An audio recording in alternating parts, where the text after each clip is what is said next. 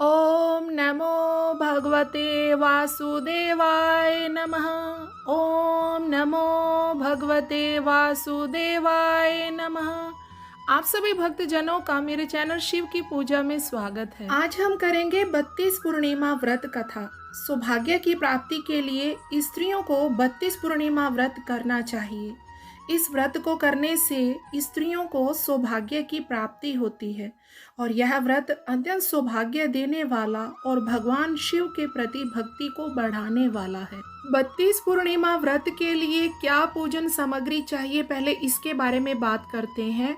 दूध, दही, घी, शक्कर, गंगा जल, रोली, मौली, धूप, फूल, सफेद कनेर जैसे श्वेत वस्त्र, लाल वस्त्र, आक, बिल्वपत्र, फूल माला, धतूरा, आम के पत्ते, चावल, तिल, जौ, नारियल पानी वाला, दीपक, ऋतुफल, अक्षत, नवेद, कलश, चंदन, आटा, समीधा, कुश, आचार्य के लिए वस्त्र, शिव पार्वती की पार्थिव प्रतिमा, दूब, आसन आदि। 32 पूर्णिमा व्रत की पूजन विधि। पूजन करने वाला व्यक्ति प्रातः काल स्नान आदि से निवृत्त होकर किसी पवित्र स्थान पर बैठकर केले का मंडप बनाकर शिव पार्वती की प्रतिमा बनाकर स्थापित करे। उसके बाद वस्त्र धारण कर आसन पर पूर्वाभिमुख बैठकर उच्चारण के साथ जल लेकर संकल्प करे। उसके बाद गणेश जी का आह्वान व पूजन करे। इसके बाद ओम अपवित्रः पवित्रो वा सर्वावस्थां गतो अपि वा या समरेत पुंडरीकाक्षा सा वा भ्यमंत्र शुचि, इस मंत्र द्वारा पूजन सामग्री एवं अपने ऊपर जल छिड़क कर शुद्धता करें। तो चलिए आरंभ करते हैं आज की 32 पूर्णिमा व्रत कथा। द्वापर युग में यशोदा माँ ने श्री कृष्ण से कहा, हे कृष्ण, तुम सारे संसार के उत्पन्न करता, पालनहारी और संहार करता हो। आज मुझे कोई ऐसा व्रत बताओ जिसको करने से मृत्यु लोक में भी स्त्रियों को विधवा होने का भय न रहे तथा यह व्रत सभी मनुष्यों की मनोकामना पूर्ण करने वाला हो। श्री कृष्ण कहने लगे, हे माता, तुमने अति सुंदर प्रश्न किया है। मैं तुम्हें ऐसे एक व्रत के बारे में विस्तार से बताता हूँ। सौभाग्य की प्राप्ति के लिए स्त्रियों को 32 पूर्णिमा व्रत करना चाहिए। इस व्रत को करने से स्त्रियों को सौभाग्य की प्राप्ति होती है। यह व्रत अत्यंत सौभाग्य देने वाला और भगवान शिव के प्रति भक्ति को बढ़ाने वाला है। यशोदा जी कहने लगी, हे कृष्ण, प्रथम इस व्रत को मृत्यु लोक में किसने किया था, इसके विषय में विस्तार से मुझे बताओ। श्री कृष्ण कहने लगे, इस भूमंडल पर अनेक प्रकार के रत्नों से परिपूर्ण कातिका नाम की एक नगरी थी। वहाँ चंद्रहास नामक राजा राज्य करता था। उसी नगरी में धनेश्वर नाम का एक ब्राह्मण था और उसकी स्त्री अति सुशीला रूपवती थी। दोनों ही उस नगरी में बड़े प्रेम से रहते थे। घर में धन धान्य आदि की कोई कमी नहीं थी, परंतु उनको बहुत बड़ा दुख था कि उनकी कोई संतान नहीं थी। एक समय एक बड़ा योगी उस नगरी में आया। वह योगी उस ब्राह्मण के घर को छोड़कर अन्य सभी घरों से भिक्षा लेकर भोजन किया करता था। वह रूपवती से कभी भिक्षा नहीं लेता था। एक दिन वह योगी रूपवती से भिक्षा न लेकर किसी अन्य घर से भिक्षा लेकर गंगा किनारे जाकर भिक्षण को प्रेम पूर्वक ग्रहण करने लगा। तभी धनेश्वर ने योगी का यह सब कार्य देख लिया। अपनी भिक्षा के अनादर से दुखी होकर धनेश्वर योगी से बोला, हे महात्मन, आप सब घरों से भिक्षा लेते हैं, परंतु आप मेरे घर की भिक्षा कभी नहीं लेते, इसका क्या कारण है? योगी ने कहा, निसंतान के घर की भीख पतितों के अन्न के तुल्य होती है और जो पतितों का अन्न खाता है वह भी पतित हो जाता है। क्योंकि तुम निसंतान हो, इसलिए पतित हो जाने के भय से मैं तुम्हारे घर की भीख नहीं लेता। धनेश्वर योगी की यह बात सुनकर बहुत दुखी हुआ और हाथ जोड़कर योगी के पैरों में गिर गया और कहने लगा, हे महाराज, यदि ऐसा है तो आप पुत्र प्राप्ति का उपाय बताइए। आप सर्वज्ञानी हैं, मुझ पर कृपा कीजिए। हे भगवान, मेरे घर में धन की कोई कमी नहीं है, परंतु मैं पुत्र न होने के कारण अत्यंत दुखी हूँ। आप मेरे इस दुख का हरण करें। आप सामर्थ्यवान हैं। यह सुनकर योगी कहने लगे, हे ब्राह्मण, तुम चंडी की आराधना करो। घर आकर उसने अपनी पत्नी से सब वेदांत कहा और स्वयं तप करने के लिए वन में चला गया। वन में जाकर उसने चंडी की उपासना की और उपवास किए। चंडी ने 16वें दिन उसको स्वप्न में दर्शन दिया और कहा, हे धनेश्वर, जा तेरे घर पुत्र होगा, परंतु वह 16 वर्ष की आयु में ही मृत्यु को प्राप्त हो जाएगा।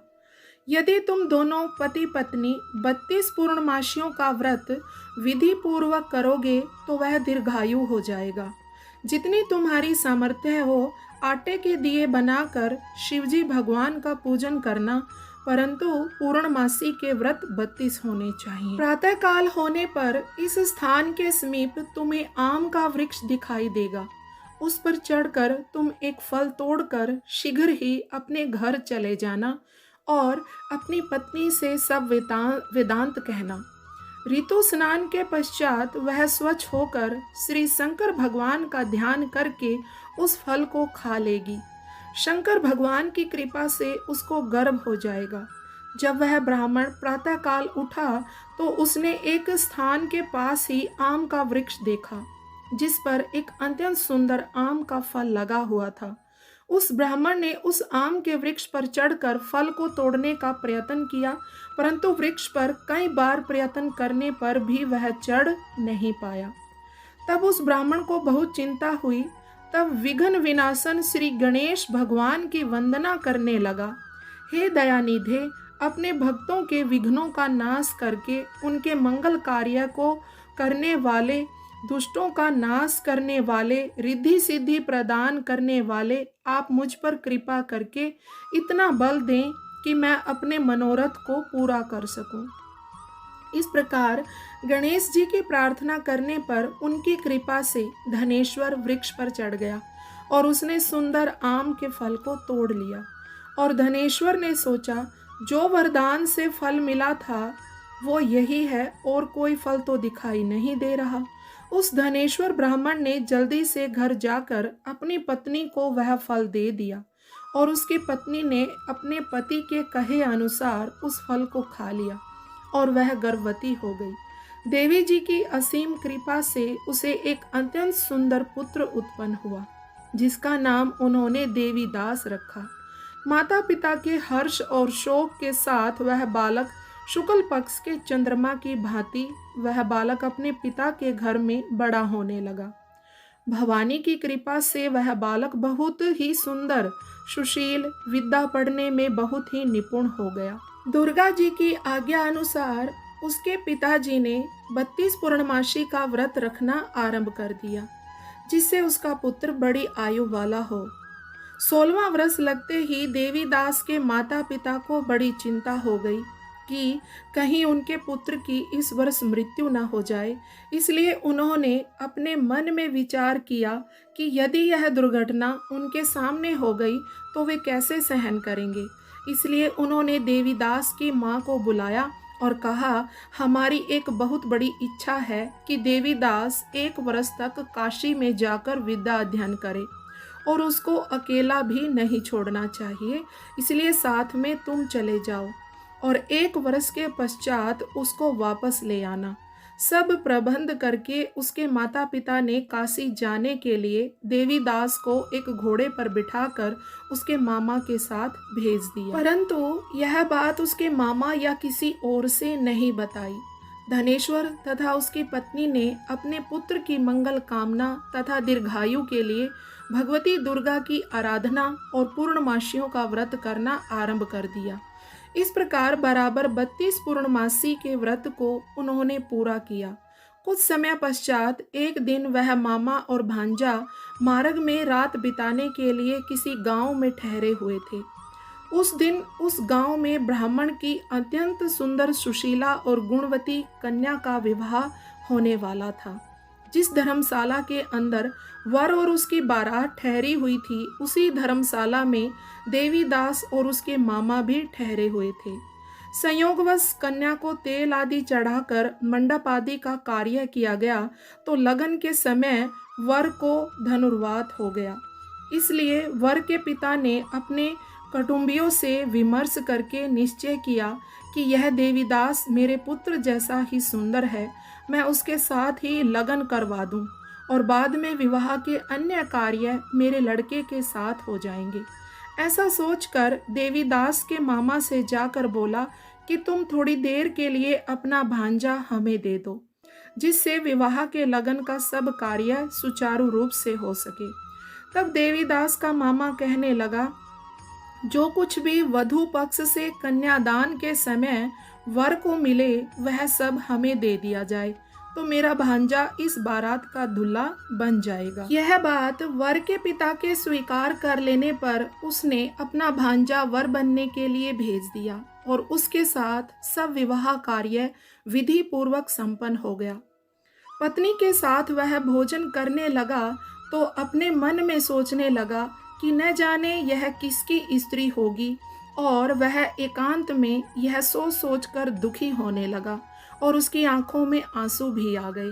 तब लड़की ने पूछा, क्या बात है, आप इतने उदासीन व दुखी क्यों हो? तब देवीदास ने वर के पिता और उसके मामा के बीच में जो बात हुई थी वह सब लड़की को बता दिया। तब कन्या कहने लगी, यह ब्रह्मा विवाह के विपरीत कैसे हो सकता है? देव, ब्राह्मण और अग्नि के सामने मैंने आपको ही अपना पति माना है, इसलिए आप ही मेरे पति हैं। मैं आपकी ही पत्नी रहूंगी, अन्य किसी की कदापि नहीं। देवीदास ने कहा, ऐसा मत करिए, क्योंकि मेरी आयु बहुत कम है। मेरे पश्चात आपकी क्या गति होगी, इन बातों को अच्छी तरह विचार कर लो। परंतु वह दृढ़ विचारों वाली लड़की थी। वह बोली, जो आपकी गति होगी वही मेरी गति होगी। हे स्वामी, आप उठिए और भोजन कीजिए, आप निश्चय ही भूखे होंगे। तब देवीदास और उसकी पत्नी ने भोजन किया। प्रातःकाल देवीदास ने अपनी पत्नी को 3 नगों से जुड़ी हुई एक अंगूठी दी, एक रुमाल दिया और बोला, हे प्रिय, इसे लो और संकेत समझकर स्थिर चित्त हो जाओ। मेरा मरण और जीवन जानने के लिए एक पुष्प वाटिका बना लो, उसमें सुगंधी वाली एक नवमल्लिका लगाओ और उसको प्रतिदिन जल से सींचा करो और आनंद के साथ खेलो कूदो और उत्सव मनाओ। जिस समय और जिस दिन मेरा प्रणात होगा यह फूल सूख जाएगा, और जब यह फिर से हरा हो जाए तो समझ लेना मैं जीवित हूँ। यह बात निश्चय करके समझ लेना, इसमें कोई भी संशय नहीं है। इतना कहकर देवीदास वहां से चला गया। प्रातःकाल होते ही वहां पर गाजे बाजे बजने लगे और जिस समय विवाह कार्य समाप्त करने के लिए वर तथा सब बाराती मंडप में आए तो कन्या ने वर को भली प्रकार से देखकर अपने पिता से कहा, यह मेरा पति नहीं है। मेरा पति वही है जिसके साथ रात्रि में मेरा पानी ग्रहण हुआ था, इसके साथ मेरा विवाह नहीं हुआ। यदि यह वही पुरुष है तो बताए कि मैंने इसको क्या दिया। वधू पक्ष और कन्या पक्ष कन्यादान के समय जो आभूषण आदि दिए गए थे वो दिखाए, तथा रात में क्या गुप्त बातें हुई थी, मैंने इनसे क्या कहा था वह सब सुनाए। पिता ने उसके कहे अनुसार वर को बुलाया। कन्या की यह सब बातें सुनकर वह कहने लगा, मैं कुछ नहीं जानता। इसके पश्चात लज्जित होकर वह अपना सा मुंह लेकर चला गया और सारी बारात भी अपमानित होकर वहां से लौट गई। भगवान श्री कृष्ण बोले, हे माता, इस प्रकार देवीदास काशी विद्या ग्रहण के लिए चला गया। जब कुछ समय बीत गया तो काल से प्रेरित होकर एक सर्प रात्रि के समय उसको डसने के लिए वहां पर आया। उस विषधर के प्रभाव से उसके शयन का स्थान चारों ओर से विष की ज्वाला से विषैला हो गया, परंतु व्रत के प्रभाव से उसको काट नहीं पाया, क्योंकि पहले ही उसकी माता ने 32 पूर्णमासी का व्रत रखा था। उसके बाद मध्याह्न के समय स्वयं काल वहां आया और उसके शरीर से प्राणों को निकालने का प्रयत्न करने लगा, जिससे वह मूर्छित होकर पृथ्वी पर गिर गया। उसी समय माता पार्वती के साथ भगवान शंकर वहां आ गए। उसको मूर्छित दशा में देखकर माता पार्वती जी ने शंकर जी से प्रार्थना की, हे महाराज, इस बालक की माता ने पहले ही 32 पूर्णिमा का व्रत पूरा किया है, जिसके प्रभाव से आप उसको प्राणदान दें। भवानी के कहने पर भक्त वत्सल भगवान शिव जी ने उसको प्राण दान दे दिया। इस व्रत के प्रभाव से काल को भी पीछे हटना पड़ा और देवीदास स्वस्थ होकर बैठ गया। उधर उसकी पत्नी उसके काल की प्रतीक्षा किया करती थी। जब उसने देखा उस पुष्प वाटिका में पुष्प कुछ भी नहीं रहे तो उसको अत्यंत आश्चर्य हुआ। लेकिन जब वह जैसे ही हरी भरी हो गई तो वह जान गई कि अब उसका पति ठीक ठाक है, वह जीवित हो गया। यह देखकर वह प्रसन्न हो उठी और अपने पिता से कहने लगी, पिताजी, मेरे पति जीवित हैं, आप उनको ढूंढिए। जब 16वां वर्ष व्यतीत हो गया तो देवीदास भी अपने मामा के साथ काशी से चल दिया। उधर उसके ससुर उसको ढूंढने के लिए अपने घर से जाने ही वाले थे कि वह दोनों मामा भांजा वहां पर आ गए।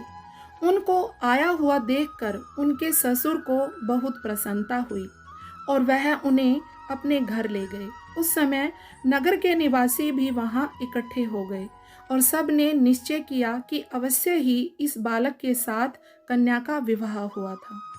उस बालक को कन्या ने जब देखा तो पहचान लिया कि यह वही है जो संकेत करके गया था। कुछ दिन बाद देवीदास ने अपनी पत्नी और मामा के साथ अपने ससुर के घर से बहुत सारे उपहार लेकर अपने माता पिता के घर की तरफ प्रस्थान किया। जब वह अपने गांव के निकट पहुंच गए तो लोगों ने उसे देखकर उसके माता पिता को पहले ही खबर दे दी कि तुम्हारा पुत्र देवीदास अपनी पत्नी और मामा के साथ आ रहा है। ऐसा समाचार सुनकर माता पिता को विश्वास नहीं हुआ, परंतु जब और लोगों ने भी आकर यही बात उन्हें बताई तो उन्हें बड़ा आश्चर्य हुआ। लेकिन थोड़ी देर में देवीदास ने आकर अपने माता पिता के चरणों में अपना सर रखकर प्रणाम किया और उसकी पत्नी ने अपने सास ससुर के चरणों को स्पर्श किया तो माता पिता ने अपने पुत्र और पुत्र वधू को हृदय से लगा लिया और दोनों की आंखों में प्रेम अश्रु बह चले। अपने पुत्र और पुत्र वधू के आने की खुशी में धनेश्वर ने बड़ा ही भारी उत्सव किया और ब्राह्मणों को दान दक्षिणा देकर प्रसन्न किया। श्री कृष्ण भगवान कहने लगे, इस प्रकार धनेश्वर 32 पूर्णमासियों के व्रत के प्रभाव से पुत्रवान हो गया। जो भी स्त्रियां 32 पूर्णमासी के व्रत को करती हैं वे जन्म जन्मांतर में वैद्य का दुख नहीं भोगती और सदैव सौभाग्यवती रहती हैं। भगवान विष्णु जी की आरती। ओम जय जगदीश हरे स्वामी, जय जगदीश हरे। भक्त जनों के संकट, दास जनों के संकट क्षण में दूर करे। हरि ओम जय जगदीश हरे। जो ध्यावे फल पावे, दुख विन से मन का। स्वामी दुख विन से मन का। सुख संपत्ति घर आवे, सुख संपत्ति घर आवे। कष्ट मिटे तन का। हरि ओम जय जगदीश हरे। मात पिता तुम मेरे, शरण गहूँ मैं किसकी। स्वामी शरण गहूँ मैं किसकी। तुम बिन और न दूजा, प्रभु बिन और न दूजा। आस करूं मैं जिसकी। हरि ओम जय जगदीश हरे। तुम पूर्ण परमात्मा, तुम अंतर्यामी। स्वामी तुम अंतर्यामी। पार ब्रह्म परमेश्वर, पार ब्रह्म परमेश्वर। तुम सबके स्वामी। हरि ओम जय जगदीश हरे। तुम करुणा के सागर, तुम पालन करता। स्वामी तुम रक्षा करता। मैं मूर्ख खल कामी, मैं सेवक तुम स्वामी, कृपा करो भरता हरिओम जय जगदीश हरे। तुम हो एक अघोचर सबके प्राणपति, स्वामी सबके प्राणपति। किस विध मिलूं दया में, किस विध मिलूं दया में, तुमको मैं कुमति हरिओम जय जगदीश हरे। दीन बंधु दुख हरता तुम ठाकुर मेरे, स्वामी तुम रक्षक मेरे। करुणा हस्त बढ़ाओ, करुणा हाथ उठाओ, द्वार पड़ा मैं तेरे हरिओम जय जगदीश हरे। विषय विकार मिटाओ, पाप हरो देवा, स्वामी कष्ट हरो देवा। श्रद्धा भक्ति बढ़ाओ, श्रद्धा भक्ति बढ़ाओ, संतन की सेवा हरिओम जय जगदीश हरे। तन मन धन सब कुछ है तेरा, स्वामी सब कुछ है तेरा। तेरा तुझको अर्पण, तेरा तुझको अर्पण, क्या लागे मेरा हरिओम जय जगदीश हरे। ओम जय जगदीश हरे, स्वामी जय जगदीश हरे।